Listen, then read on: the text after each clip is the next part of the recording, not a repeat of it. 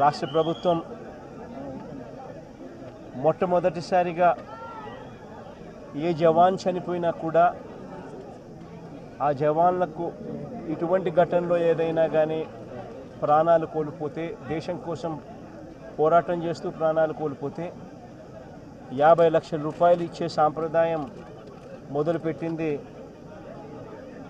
వైఎస్ఆర్సీపీ ప్రభుత్వ హయాంలో మొదలుపెట్టినందుకు చాలా సంతోషపడతా ఉన్నాం. ఆ సాంప్రదాయాన్ని కొనసాగిస్తూ ఇప్పటి ప్రభుత్వం కూడా 50 లక్షల రూపాయలు మురళి కుటుంబానికి ఇవ్వడానికి ముందుకొచ్చినందుకు ఈ ప్రభుత్వానికి కూడా కృతజ్ఞతలే. పార్టీ తరపు నుంచి అన్ని రకాలుగా మురళికి అండగా తోడుగా ఉంటాం. పార్టీ తరపు నుంచి ఒక 25 లక్షల రూపాయలు వైఎస్ఆర్ కాంగ్రెస్ పార్టీ తరపు నుంచి అండగా ఉంటూ ఆ కుటుంబానికి తోడుగా ఉండే కార్యక్రమం చేస్తాం.